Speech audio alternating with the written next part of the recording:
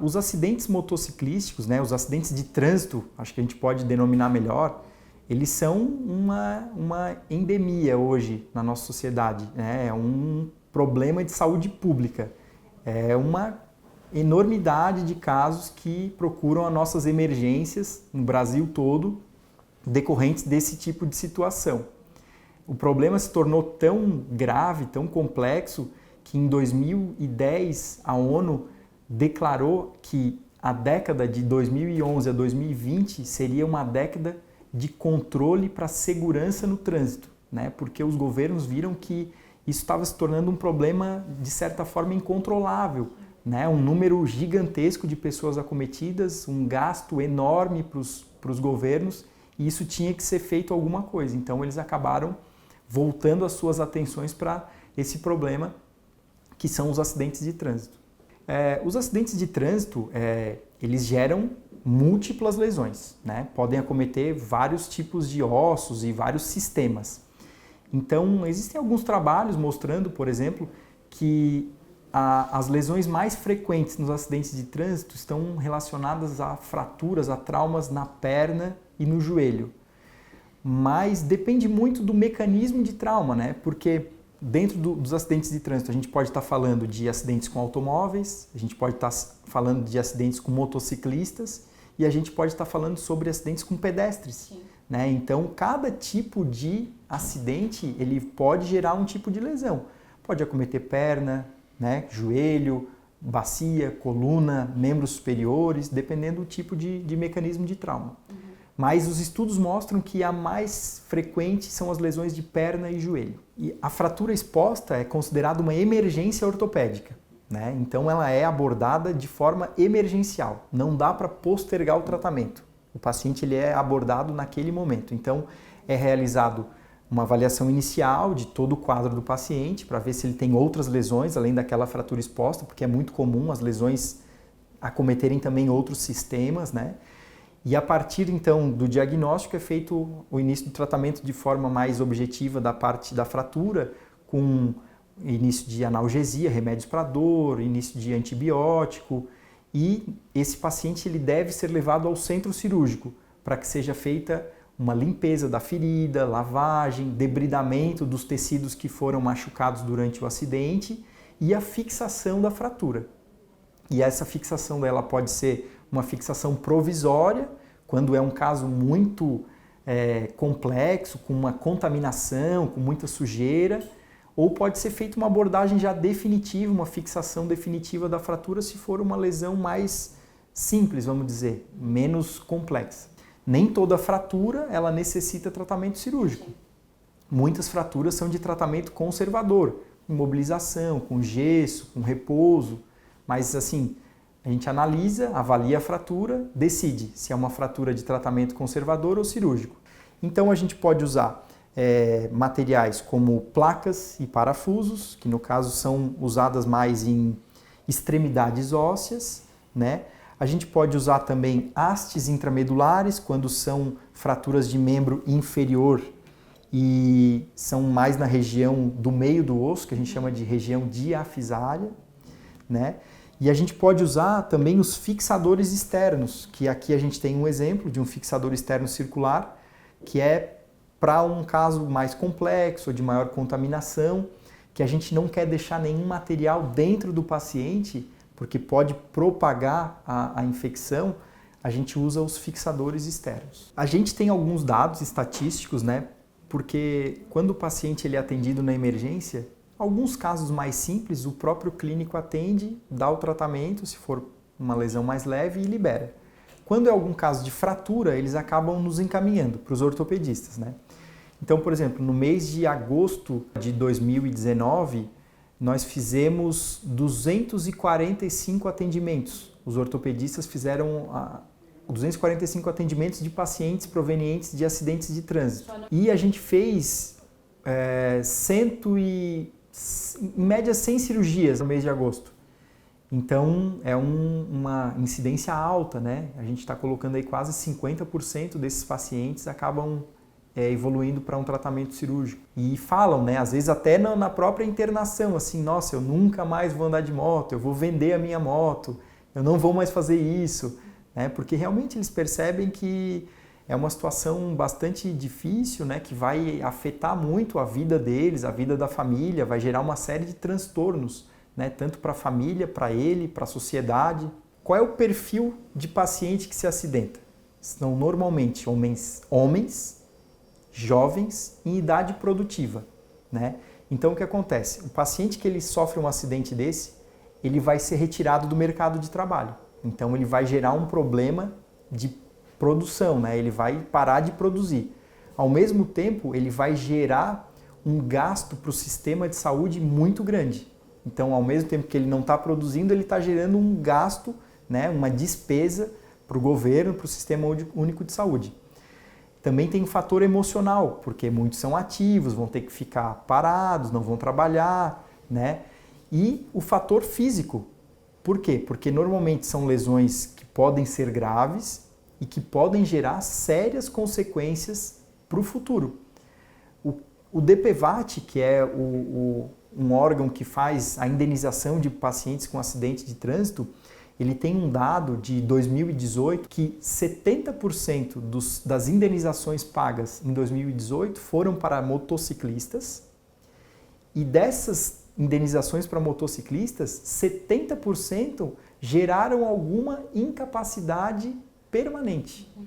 Então é uma proporção grande de pacientes que vai ficar com uma sequela definitiva, né, que não vai voltar a ser como era antes. Então tu imagina uma pessoa jovem, ativa, né, que tinha uma vida, trabalhava, fazia um esporte e que não vai voltar mais a ser como era antes, né? Não tem mais o que fazer. Muitas vezes são acidentes graves.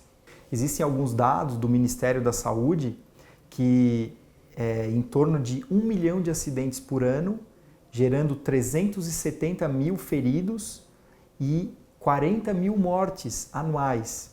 Então, nos últimos 10 anos, nós tivemos aí em torno de 365 mil mortes no Brasil por acidentes de trânsito, né? Apesar da ONU ter decretado a década de segurança no trânsito e ter planejado que no final dessa década nós tivéssemos uma redução de 50% nos acidentes, nas mortes, a gente não conseguiu ainda atingir esse objetivo. Nos últimos 3 anos, a gente tem observado uma queda no número de mortes, mas muito aquém daquilo que foi planejado. Eu acho que uma série de ações poderiam ser realizadas, né? Acho que o princípio de tudo é educação, né? Eu acho que a gente tem que educar a população ela tem que ter conhecimento do que é dirigir, das consequências que um acidente pode trazer. A frota de motocicletas no Brasil, ela corresponde a 27% do total de veículos. E apesar de só ser 27%, ela é responsável por 70% dos acidentes de trânsito. Então, existe uma incidência muito grande, né, das motos. Por quê? Por que isso acontece? Porque no Brasil, né, a gasolina é cara, então eles acabam vendo a moto como um meio de fácil locomoção, rápido e barato, né? Então, às vezes, nem todo mundo tem condições de ter um carro para ir trabalhar todo dia e acaba usando a moto. Usa para lazer, usa para trabalho, então existe essa prevalência, o modo moderno de vida que tudo tem que ser rápido, tem que ser corrido, às vezes estimula o motociclista a também ter alguns comportamentos inadequados. Percebo que muitas vezes quando eu estou pela cidade dirigindo de carro, observo motoboys que trabalham nessas empresas furando sinal vermelho, dirigindo em alta velocidade, ultrapassando pela direita, dirigindo em velocidade incompatível com a via, né? Às vezes é uma via de 40, 60 km por hora, eles estão muito acima. O uso correto de capacetes em motociclistas, ele pode diminuir em até 45% o risco de morte em acidentes e reduzir em até 68% o risco de lesões graves. Então, são dados bastante expressivos, né? Então, é importantíssimo o uso adequado dos equipamentos de segurança, que é o que às vezes a gente não vê, né? Às vezes a gente vê os motociclistas com capacete sem prender embaixo, né? Ou às vezes com capacete no braço, às vezes com capacete em cima da cabeça. Tem que usar e tem que usar de forma correta. Eu acho que isso tem que ser uma uma regra e uma obrigação do motorista, do motociclista, né, dos gestores de empresas. Por que existem tantos danos ao motociclista ou ao pedestre nos acidentes de trânsito? Porque não existe proteção, diferente de um carro. Se tu tem um acidente leve com o carro, tu vai quebrar um para-choque, tu vai quebrar um farol, tranquilo. Dificilmente a energia transmitida pelo acidente vai chegar no motorista, diferente do motociclista ou do pedestre, né, que mesmo acidentes de baixa energia já vão causar algum dano no organismo, né? Então pode causar fraturas leves, fratura de mão, fratura de pé, até fraturas gravíssimas, né? Envolvendo múltiplos ossos, múltiplos sistemas. Então realmente esse é um problema sério, né? Tem que respeitar as leis. A maior indicação do uso de capacetes é na prevenção dos traumatismos cranianos, né? Por quê? Porque foi observado ao longo dos anos a incidência alta e a ocorrência de muitas lesões que geravam incapacidades muito intensas, muito graves, né? Um traumatismo craniano, às vezes, uma pessoa que não precisa nem ser de uma energia tão grande o acidente, mas que bate a cabeça, ela pode sofrer uma lesão, um coma, uma lesão, deixar a pessoa com um déficit motor, com alteração de consciência, e isso às vezes para o resto da vida. Com relação à viseira, tem uma questão muito interessante na questão da moto. O que acontece é que às vezes pode ir no teu olho, né, um inseto, alguma sujeira, alguma pedrinha, e tu não enxergar e acabar gerando um acidente, né, mais grave. Porque a moto é duas rodas, tem duas rodas, então se tu não está bem atento, tu pode cair, tu pode gerar um acidente. Então o capacete é importante na prevenção dos traumatismos cranianos. A viseira é importante estar fechada para evitar, né, esse problema com a visão. Posso contar o caso agora de um paciente que está internado, inclusive, ali com a gente. Ele foi vítima de um acidente de moto, ele era motociclista e colidiu contra um carro. Ele teve um acidente gravíssimo, ele chegou no hospital com um ferimento na coxa de mais ou menos 25 centímetros e mais ferimentos na perna também menores, com exposição do fêmur. O fêmur dele estava todo para fora, ele mesmo viu um pedaço do fêmur dele ficar no local do acidente. Esse paciente chegou em estado gravíssimo no hospital, com pressão arterial baixa, com sangramento grande, ativo, né, com sinais de choque, que é uma das principais causas de morte nos acidentes. Então esse paciente foi levado ao centro cirúrgico. Eu e um outro ortopedista da nossa equipe, o Dr. João Vitor Moller, fizemos a cirurgia inicial nesse paciente, o tratamento provisório, como a gente conversou, né? Limpeza, antibiótico, debridamento, colocação do fixador externo. Esse paciente ele teve uma fratura complexa do joelho, ele destruiu o fêmur dele, o fêmur distal, e ele teve fraturas também complexas na perna. Ele quebrou a tíbia e a fíbula em vários lugares.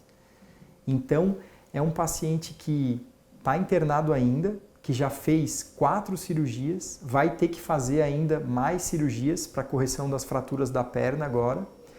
E isso gera um problema grande, né? É um paciente que vai ficar afastado do mercado de trabalho, é um paciente que vai acabar tendo que ir para a Previdência Social, vai ficar um bom tempo sendo mantido pela Previdência Social. Então é um quadro bem complexo, né? E bem ilustrativo do que pode ser a realidade dos acidentes de trânsito. Como a gente comentou anteriormente, isso é um problema de saúde pública no Brasil e no mundo, né? Gera uma série de transtornos físicos, psicológicos e financeiros. Então é um assunto que tem que ser dado atenção, tem que ser trabalhado.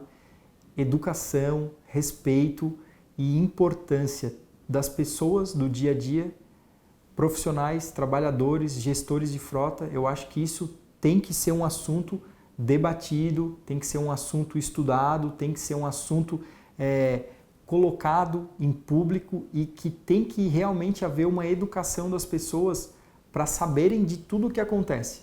Porque é aquela história, né? A gente sempre acha que isso vai acontecer com o outro e que nunca vai acontecer com a gente. A gente nunca fica doente, a gente nunca vai ter um problema.